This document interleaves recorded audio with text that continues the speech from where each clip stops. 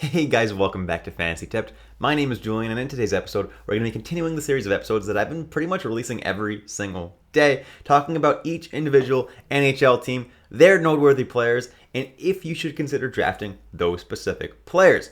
Today's episode is about the Detroit Red Wings. Yes, they're one of the few teams that I don't have a jersey for. I would really love to get myself a Moritz Seider jersey. I absolutely love the dude. And it would really be nice to have his jersey hanging on the back wall. So you guys saw that I didn't have a Buffalo, Chicago, Columbus, and now Detroit jersey. And actually, those are the only teams that I'm missing jerseys for. So for the rest of this series, you're going to see a jersey hanging on the back wall. Although Minnesota, I don't have a Wild jersey, but I have a North Stars jersey. So I'll be set for the rest of these episodes. Before we get started with today's content though, guys, please leave a like, hit that subscribe button, and hit that notification bell if you want notifications for all of my preseason content. Trust me guys, it should really help you for your upcoming drafts. Now let's get into it and let's look at my projected lines for the Detroit Red Wings. And on the top line we have Bertuzzi, Larkin, and Lucas Raymond. And on that second line we have Jacub Vrana, Andrew Copp, and David Perron. And on that third line we have Dominik Kubalik, Pius Suter, and we have Filip Hronek. Okay, so let's jump into Detroit's noteworthy players, and let's start with their highest ranked player, and that's Moritz Seider with an ADP of 44.8. Last year, he was a huge hit for me. I told you guys, he's going really late in drafts. He could be a potential huge steal late in drafts, and if you did listen to me on that advice, you definitely were rewarded for it. Ended up with 50 points in 82 games as a defenseman, and ended up winning the Calder Trophy for the best rookie in the league. Was just really good all around. Really, really impressive. Now, Moritz Seider is going to get better and better every single year. And Detroit actually made a lot of really nice signings that you're going to see later in this video to make their team significantly better. Also, Moritz Seider was 9th in the entire league in block shots last year. So he does have a lot going for him. However, last year he finished as the 110th best fantasy player and is currently ranked at 44.8, which is just a really, really big step up from where he ended up finishing last year. I don't think he's going to end up finishing this high this year, which is why I think it's just not very good value where he's currently going. He's going way too high. As much as I love him, as much as I think he's a great player, he's going a little bit too high for my liking. Then I have Ville Husso, who will be Detroit's starting goalie this year. Had a really nice season with St. Louis last year, ended up overtaking Binnington as their starter, and had himself a solid year with a .919 save percentage, a couple of shutouts, 25 wins. Just a really solid season overall. Ended up obviously being traded to Detroit over the summer, and he's currently going at an ADP at 124.3. So do I like this ADP? I actually do, because at this ADP, he is the 22nd goalie off the board. If you want to check out my goalie rankings, you can check that out right up there. I actually have him listed as the 18th best fantasy goalie this year. So going as the 22nd best goalie, it's pretty good value, right? You can get him a little bit later than what I think he's worth. In my goalie video though, I had reported that he was going around 60 overall in ESPN, which was way too early. However, it looks like ESPN's ADPs have kind of stabilized a little, and now he's going in the 120 range, just like in Yahoo. So he's good value there as well. Next on the list is Dylan Larkin, and before I talk about him specifically, I have to talk about an issue that's going to be really impacting fantasy this year. Yahoo has gone through their system and has removed a lot of eligibilities from a lot of players. So a lot of players that had center left wing or center right wing are now just center eligibility. Guys like Boone Jenner, Rupe Hintz, just to name a couple, no longer have that extra eligibility that made them so valuable last year. Now, Dylan Larkin never had an extra eligibility. He was always just a center. But because there's so many natural centers now, a lot of them are going to be going really late in the draft, because once you draft 2 centers, you can't fit any more in your lineup in the majority of leagues. So unless you have a league where you just pick forwards and not necessarily positions, you're going to want to draft a whole bunch of centers, but you're not going to be able to, because you're not going to be able to fit them in your lineup. And if you do that, you're just not going to win your league, because you're going to be benching guys a lot. So with that being said, Larkin finished as the 68th best player in terms of fantasy points per game last year. However, he's going at 146.3, which is absolutely super late. That's more than double what his fantasy points per game say he should be going at. And like I said, the reason for that is because of that whole center issue.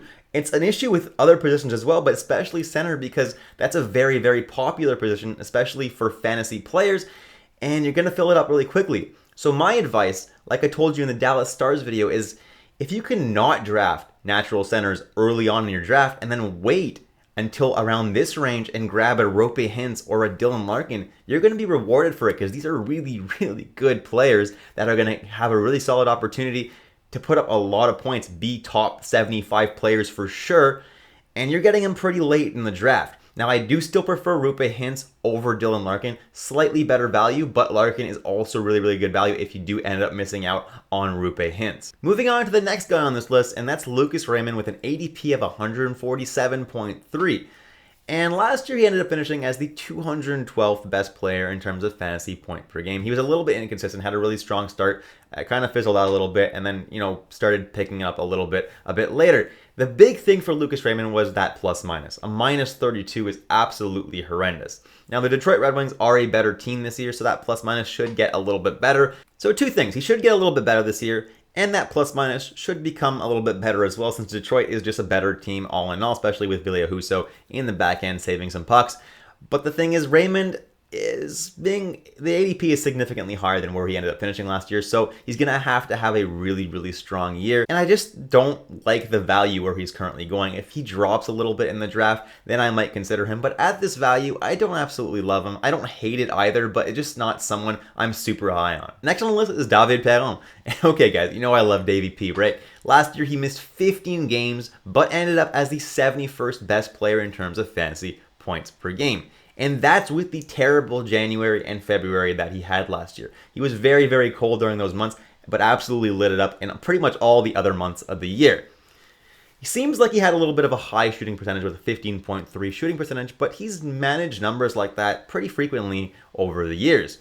The downsides are for David Perron is that one, he lost his left wing eligibility and now is just locked in as a right winger. And obviously with Detroit, he's not going to be a top 100 player this year just because Detroit's not as good of a team as St. Louis. But he will get top 6 minutes and top power play time, and I see him having a pretty nice year. All right, next is Tyler Bertuzzi, who's currently going on an ADP of 164.5, and he's someone who I think is an absolute steal at this range. Last year, he ended up finishing as the 80th best player in terms of fantasy points per game. Had a really, really awesome year, and I loved seeing it. Now, the big thing for Bertuzzi is he did not get vaccinated. Now, whatever your opinions are on that, the issue was that he couldn't cross the border into Canada.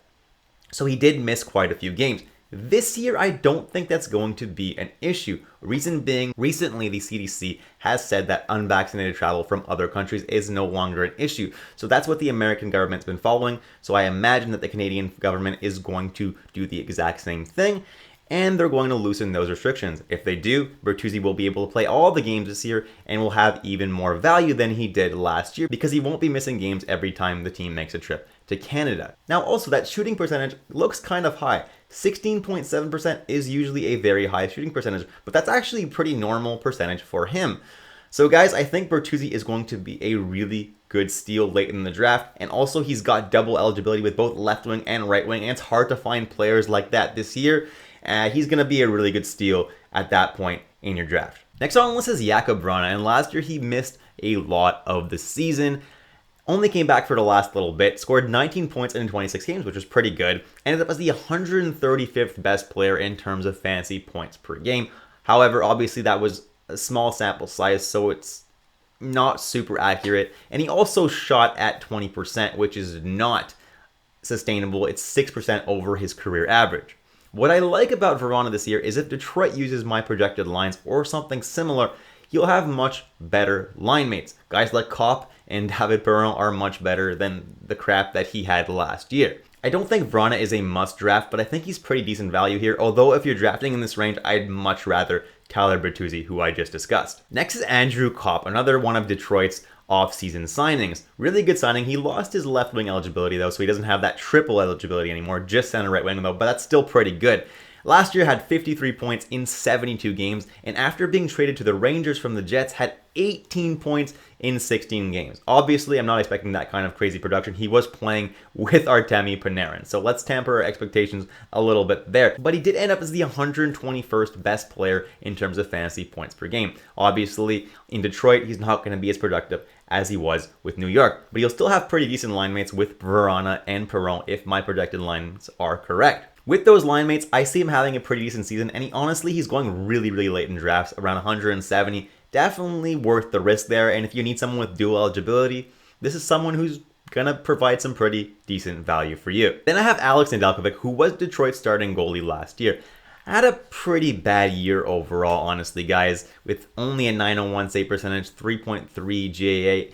Wasn't particularly great. Obviously, Detroit, it wasn't a good team last year and was significantly worse than the team that he was used to being the goalie for in Carolina the year before. He was absolutely phenomenal in Carolina, and with a better Detroit team this year, he might be able to do a lot better. Right now, he's the 47th ranked goalie and is on the depth chart behind Ville Husso. However, if he does really well, he could get into a little bit of a goalie split, maybe 50-50 or maybe at least 40%. So if you're super, super desperate in the draft and you're like, oh my god, I need a goalie really late, he's actually the 47th goalie going off the board at 183.3 ADP, but being the 47th goalie off the board, you can probably get him even later than that in the 200 range.